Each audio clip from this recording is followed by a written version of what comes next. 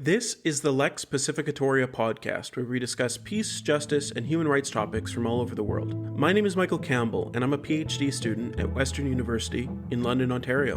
However, this conversation takes place outside of any official teaching or research duties.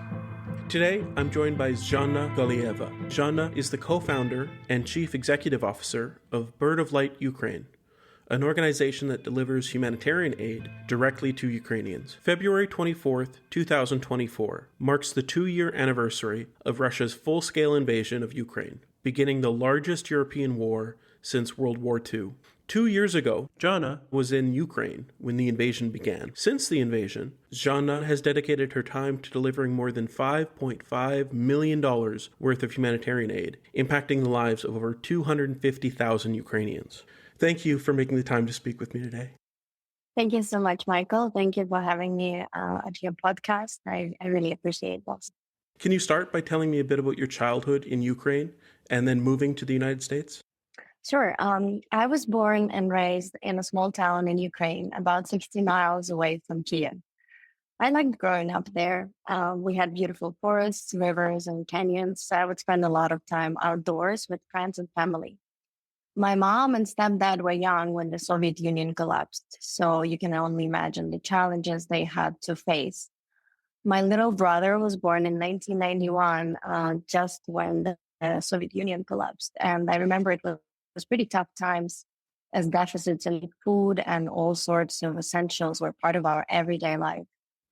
I remember in winter, we would have electricity shortages. And around 5 p.m., when it was already dark outside, the bakery would receive fresh bread. And I remember my mom being a 20-year-old young woman, would go and stand in those long lines in complete darkness. And I would be waiting at home with my newborn brother for my mom to come back with warm bread. But at least, we didn't have a neighboring country attacking us. We were not at war, so I don't have much to complain about that. Over time, it got better. My stepdad operated a small cafe in the center of the city, and he was able to provide a good life for us. We had close relatives in the United States, my mom's sister, who immigrated into that in 1989.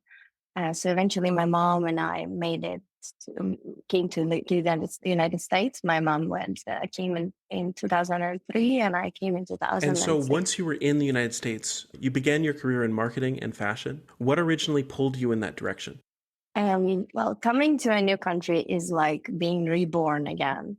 And I moved to the United States at the age of 21 and I could barely speak any English at all. So I had to start from scratch. I had no idea what direction to take. I just knew that I had to continue studying. Back in Ukraine, I studied design at the Kyiv Institute of Arts.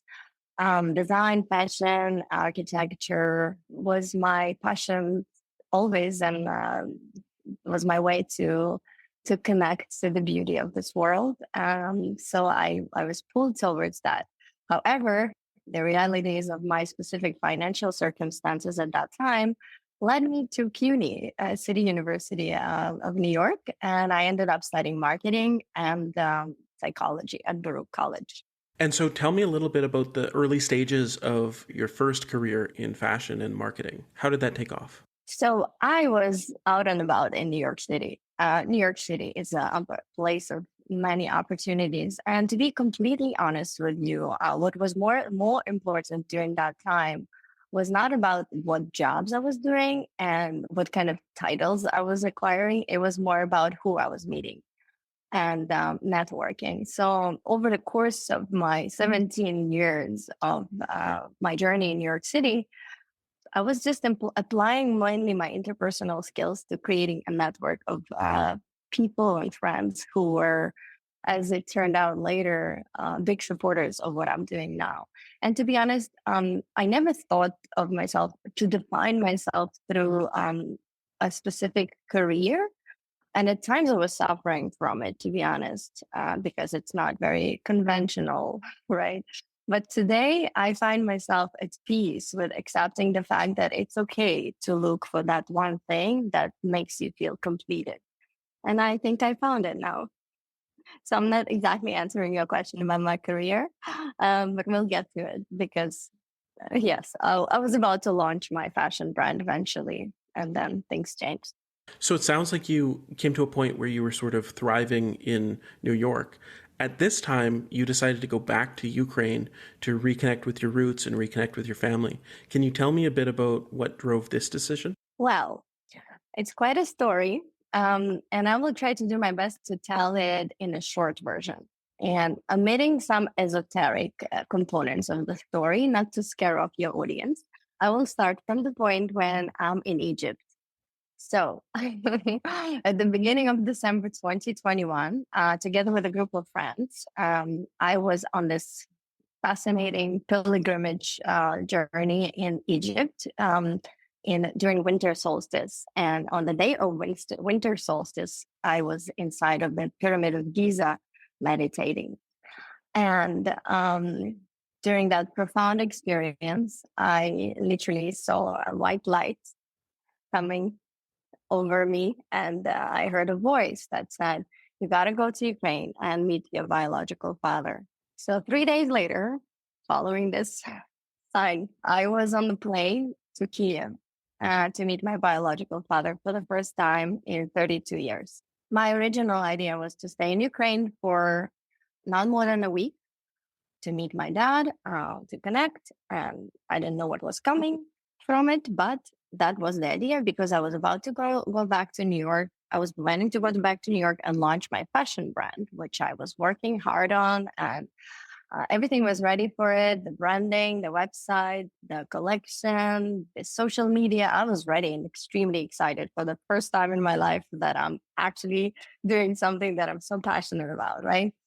And however, at times destiny has her own plan for us. And when I met my biological father on my 37th birthday, it truly changed my life.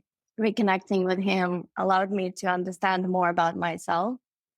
And it allowed me to see and recognize the parts of me that were always there, but I just couldn't read them.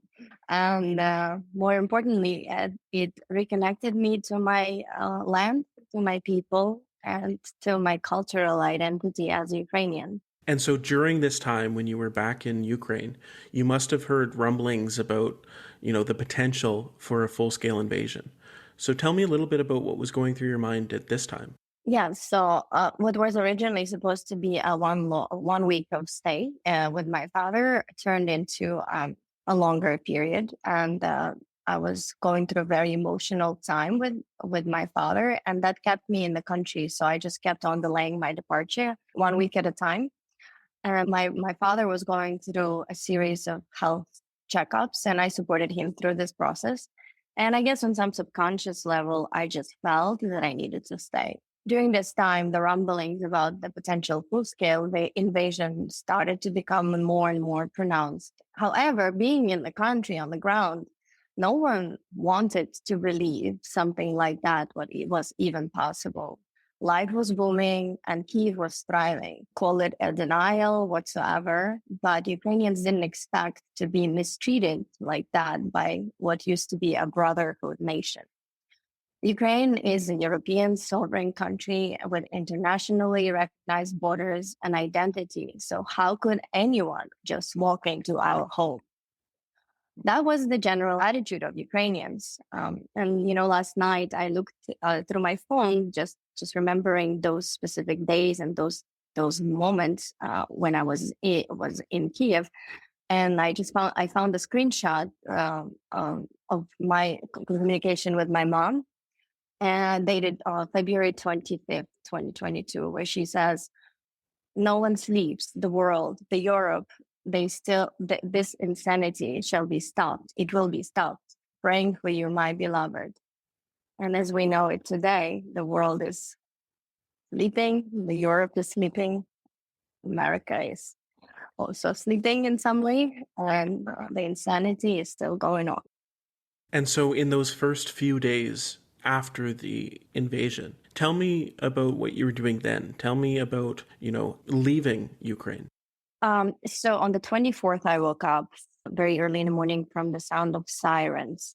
And I will never forget that very early morning, gray morning, with that sound, just like in the movies about World War II, right? And it's just this high pitched sound, gray morning. So I looked through the window and I saw people packing their stuff in their cars and taking off. And then the announcement came, of course. At that moment, everything just becomes like slow mo. But at the same time, you activate and you start acting from a different plane of your being, which is very put together somehow. I think it's autopilot. That's what it's called, right? We learned that the airports are shut down. So the first thing was to buy a ticket for the train. And the first closest ticket was for Saturday, which is like in a few days. We realized we needed to stock up on groceries and get some cash. So we spent morning, 7:30 in the morning. I remember we were in Pacificatoria district in the city. People were lining up in front of the ATMs and banks, and we stood in long lines. And we stocked up on some cigarettes as well, which nobody smokes. I mean, we don't smoke, but we knew that when the war comes, you need to have some cigarettes because it's a currency, right? It was hard to imagine that we are in that kind of context, but we were in it, right? It's a surreal experience. I remember looking around and observing the calmness of the people amid such uncertainty. And a senior lady in front of me who was waiting to get some cash from ATM, she asked me in this polite voice, she said, "Dear lady, would you please hold the spot for me in this line while I'm going to be sitting on the bench?" And I just looked at her and I'm like, wow, this lady with so much grace and humbleness and in such a vulnerable situation. I didn't see panic. I felt that people were just processing what was happening and in a very calm and graceful and kind way. So we initially planned to stay in Kiev, right? Because we felt like we're in a fortress, and in a fortress, you're protected. But we soon realized it was wiser to leave. So we borrowed a car of my friend who was out of the country at that moment, and we started a drive, 2.5 days drive towards west, without sleeping, resting whatsoever. And along with thousands of other cars of people who were driving in the same direction, while at the same time watching the news live and seeing military vehicles that were coming in the opposite direction towards east. The whole thing was like a movie. And we finally reached the border with Moldova 2.5 days later, as I said, no sleeping, nothing, no resting. And we faced the choice. We had literally about maybe 40 cars in front of us. Isaac, my co-founder of Bird of Light, he turned to me and he said, we don't have to leave. And I said, thank you for saying that. And we turned and we decided to stay, and we didn't know what we were going to do, but we just knew that we want to be here so that we can understand how we can better help Ukrainians and people inside of this situation. So we just stayed, and we stayed for a year and a half.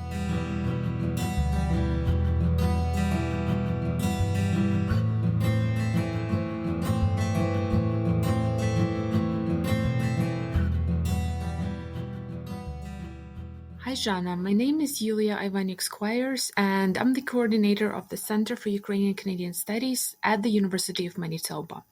The center offers educational opportunities, courses, lectures, and book club to anyone who's looking to understand the special relationship between Ukraine and Canada. If you're interested in hearing a guest question from Yulia Ivanuk-Squires, please go to lexbonus.org.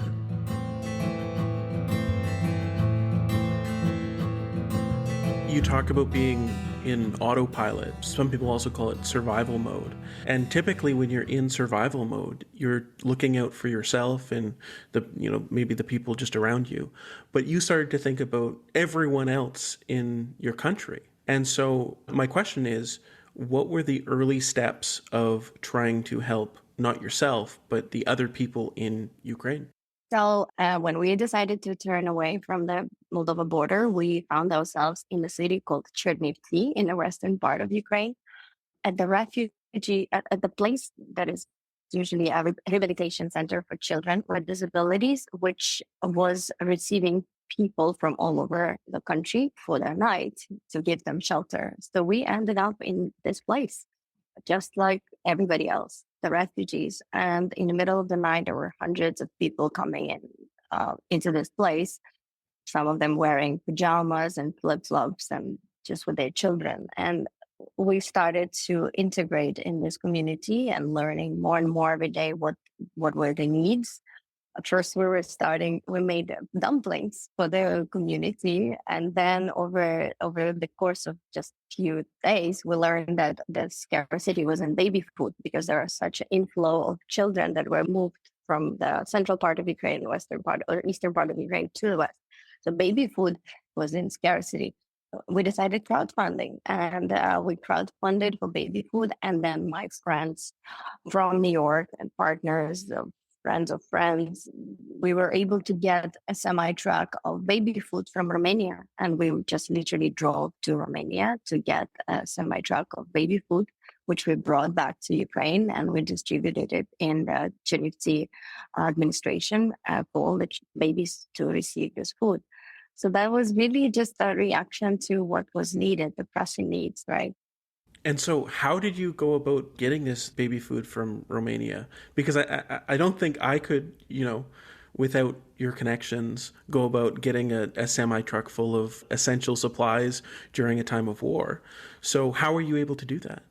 As I said earlier, my New York experience was not necessarily about the jobs I was taking, but it was about people I was meeting and how I was able to maintain my connections, right? We have a phrase, don't have $100 bill, have 100 friends, right? People who trust you and believe in who you are, right? So that's what essentially happened. My friends were able to help me out to connect to a law firm in Bucharest that had an affiliated law firm in Vienna, and that Vienna law firm donated this baby food to us. So just like that. And in fact, when I stayed in Ukraine, I knew that if I stay, a little bit more people will care because they love me, because they know me, because they appreciate me. So that was my sort of like, I don't want to say sacrifice, but in some way, like I knew that will bring more attention just because my friends will care. And that originally, even our crowdfunding all came from network of friends and friends and friends and family and like that. And so at this time you were getting supplies yourself, and you mentioned your partner, Isaac. It's still the two of you doing this work, but at what point in time did you become an organization rather than just two individuals? So originally we were two individuals. We were always a team, originally through music. And then when we decided to become missionaries, we started the crowdfunding together. So we started out our organization technically from that rehabilitation place, right? From that refugee camp in the west of Chernivtsi of Ukraine. And then my other friend from America also came and joined us. And that was three of us, but it was still initiative of just three people coming together and doing the work. And what we decided to formally establish ourselves as a legal entity when we started to understand that in order to do some things like importing goods, right, we need to be a legal entity. And that's when Bird of Light Ukraine officially was born. So tell me a little bit more about this name, Bird of Light Ukraine. What was the inspiration behind it? So originally, the branding was created for my fashion brand, and it was supposed to be Bird of Light, sustainable and ethical artisanal fashion. And when we formed a legal entity, we adopted design to Bird of Light Ukraine. And to me, it represents the light and kindness that our foundation shares with the rest of the world, and in Ukraine in particular. And so originally you had this idea of selling clothes and jewelry and some of that. My understanding is that you sell some of that from your Bird of Light Ukraine store. So have you been able to sort of fulfill this other dream of being a fashion designer through your charity work? Well, the collection is still here, and a lot of times I'm gifting it as a token of appreciation. I didn't get to it, to be honest. We are selling our branded Bird of Light Ukraine paraphernalia. Is this the right word? Beanies, which are really cute. I love our beanies, and also the water bottles. So it's not exactly my collection. It's the branded items that supporting the cause. As far as collection, it's a whole different thing, right? It's a separate website, and I honestly didn't get to it fully. I did try to sell it on a market to fundraise money here in New York City during Christmas. So some of the items are from Ukraine, like Vishwan, because the idea was essentially to help women who make things with their hands, like artisanal, in different parts of the world, in remote villages and remote places, to create a platform that celebrates their art and helps them to promote their art in the sense of fashion and accessories. In the last 2 years, you've taken on a number of projects. What would you say is a project that you were sort of most proud of? And can you explain some of the other projects as well? Today we have about, 10,000 pictures, photos of all sorts of things we have done. And sometimes I look back at them, which very rarely, but a few times I did. And I'm like, oh, wow, we did this. I forgot about this. And this, oh, wow, I remember that day. We delivered about, 10,000 bags of food to people. Wow. So the reason I'm saying this is the way my focus works there in Ukraine is the pressing immediate needs. So everything is just, there is no time to celebrate in some way because everything is right here, right now, and there is never ending list of needs, right?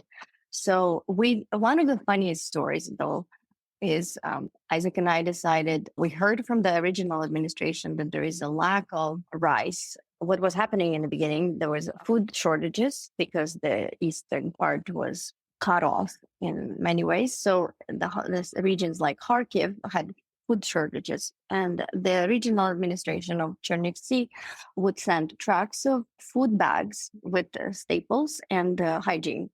And eventually they ran out of rice, and I was really close to them because I was supporting a lot of their projects. And they said, Zhanna, we don't have rice. And we're like, oh my God, we don't have rice. We need to go buy rice. So Isaac and I literally sit down in a car and we drive 19 hours straight. We come to Istanbul and we go to a market and we buy 2 semi trucks worth of food. And we drive back, right? I mean, trucks followed us. We didn't drive the trucks, and so that was like we were just acting on the spot. What was needed, we were do it. So today we provided food to 90,000 people across the country with the food worth of 1 month's supply and together with hygiene. So that is a big project that we ran for several months. We've also procured 11 ambulances, which were like interesting experiences. They were coming from all different parts of Europe, and all different friends from different walks of life would drive them to the border of Ukraine. It was really a very community kind of beautiful experience. We've opened 15 community centers around the country for displaced population that are functioning and thriving and doing fantastic work for many displaced individuals. We've done incredible work around relief for Kakhovka Dam explosion when that happened. So today we've created 4 wells that are supplying water to more than 100,000 people in the region. And right now we are working on the pipeline system in one of the villages that enables water for about 3,000 people. I don't know which one I'm proud of the most. I mean, there are many different things that we have done. So you mentioned the 15 community centers. Your website says that you've helped open 15 community centers. Tell me a little bit more about that work. So our strength as the organization, we have a very efficient operational model, right? So we don't try to reinvent the wheel. We don't try to come in and say, oh, do this, do that, right? We just we build, as I always do, we build network. We focus on building network of partners where each is an expert at a specific job, right? And each has a strength in some specific area. So same thing happened here, right? With the community centers. One organization that is specifically working with displaced population approached and they asked us if we can help them to open these centers. And they would provide the places and they would need all different kind of appliances and different sorts of furniture and everything that makes this center vital and functional. Computers, right? Coffee machines, all these things. So make it nice and comfortable. And so we partnered with them around that. And today these centers are providing legal support. They're providing psycho-emotional support to the attendees of these places. They also have all sorts of vocational activities for children, for mothers, for senior people. They also act as distribution points for the humanitarian aid for many people. And we can implement all different kind of projects there as well. So one of the projects we were planning to do there right now is to partner with one of our good friend organization, Art Illusion, to have art therapy on the site for this in these centers, which can benefit so many children and also is engaging and very healing. So by focusing on building networks of trusted partners, we spend less time figuring things out and more time focusing on solving problems. And this is an example of that. So we operate without ego. It doesn't matter for us how it's done, as long it's done and is it done well. And so my approach was always let's empower existing initiatives. Ukrainians are on the ground. They know what to do. They know how to resolve their problems more efficiently, more faster than any Western organization that comes in and say does analytics for 5 months and then only starts acting. That's why our approach was always around, we are already there. We are on the ground. We know the needs. We are basically this kind of bridge between the Western resources and the Ukrainian ability to be creative and resolve things in the way they know fits best for their cultural and environment, right? So that's my approach about everything. Let's empower existing organizations, existing initiatives, and help unite the effort so that we can do better, more, and more efficiently. And so in your mission statement, you say that you aim to be this bridge between the Western world and Ukraine. Tell me a little bit about when your operations moved from actually physically being in Ukraine to being now back in New York City. Yes, so we have operations running in Ukraine, as I said, in infrastructure projects. And now we partner with the government of Ukraine about childcare reform, specifically orienting our efforts on helping orphans and fundraising for building foster homes in the country, as the country is moving from the institutionalized care towards the alternative care. And so we have those projects on the ground. And today, being back to US, I see that my role perhaps is expanding towards advocacy and towards keeping the message alive around what's happening back home and being that bridge that is connecting the story of Ukraine to the minds and consciousness here. And yes, we want to partner with organizations that are keeping the same perspectives about Ukraine and helping us create this bridge. The bridge is very important right now. And so now that you're a bit of a larger organization, what considerations do you need to take into account now, going into a war zone? What considerations do you have to make? Well, we started in Kiev, so we have always been operating in Ukraine. And for us, we were always operating in the context of war. We're not inviting people to come into Ukraine, although we have a lot of donor visits and we create very immersive experience for donors to come in to experience the beauty of Ukraine, the culture of Ukraine, the food of Ukraine, the music of Ukraine, the Carpathian Mountains of Ukraine, and also see how all of that is attempted to be destroyed by the neighboring country. So, of course, we take precautions of safety and we never bring our donors to any extremely dangerous places, but there is no guarantees. We are in a war country, right? Everything is possible, unfortunately. Yes, so we were always there, so I don't know how it is not to be there.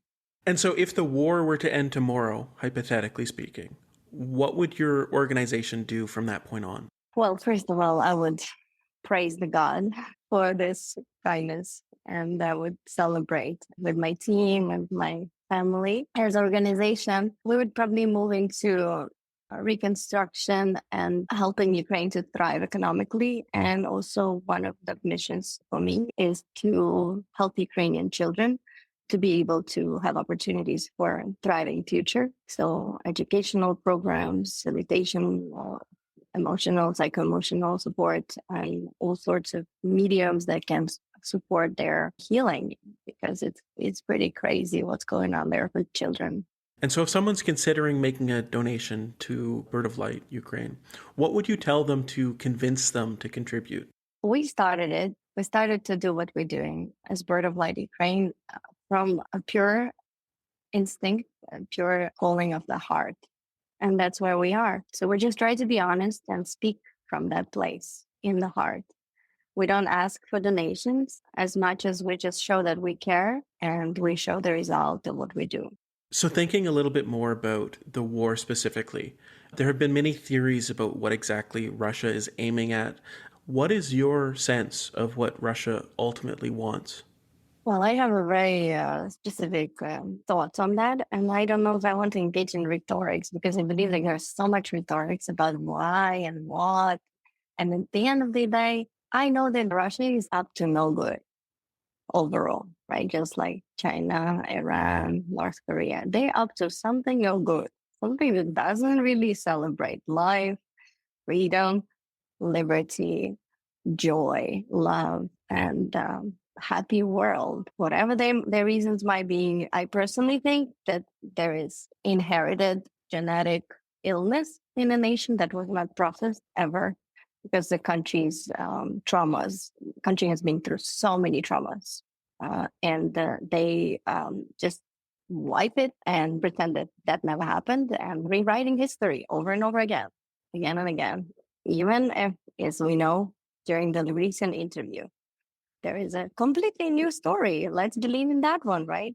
Wow. So I don't know. It's just like such an interesting phenomenon. I believe that the world is going through a cycle. Humanity is going through a cycle, and this is essentially a battlefield. Ukraine is a battlefield between the good and evil, and each of us is to choose on which side we stand, and what actions are we making towards committing to our point, committing to our stand.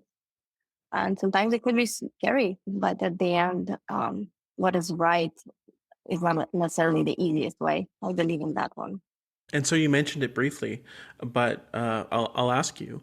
So this month, the Russian president sat down for an interview with a Western journalist for the first time since the full-scale invasion. What's your reaction to this interview? Well, it's a big disappointment that some people are willing to sell themselves to the enemy of their own country. If individuals are listening to this interview and want to contribute to Ukraine, how can they do so? Dear listeners, thank you very much for listening up to this point. And if you do want to contribute and feel that this is the calling of your heart and your duty, then please call your legislators and ask them to support Ukraine. It is pretty scary out there. And although it's not in the media anymore, we need your help. And of course, for financial contribution, and donate to prominent charities like ours, United 24, Retula Foundation. Do your homework and support, please. Is there anything that I haven't asked you that you'd like an opportunity to speak about? I would like to thank everybody who cares, and our donors and our supporters and those who understand what's happening. Thank you for your support. For those of you who understand that there is no those children and our children, there is no that country and our country. As a humanity, we're sharing one home here on the planet Earth. Let's make it a better place altogether, because we can, and we shall believe in that. We shall strive for that, because as one of the philosophers said, don't ask for whom the toll is ringing. It's ringing for you, right? So we all are part of one beautiful world that we We need to protect and share in love and compassion and understanding. Let's just finish all these wars. Let's just live in peace. Thank you so much for your time today. As a final question, where can listeners find you and your organization online? Sure. So please find us at www.birdoflightukraine.org or on our Instagram at birdoflightukraine. Thank you so much. Slava Ukraini!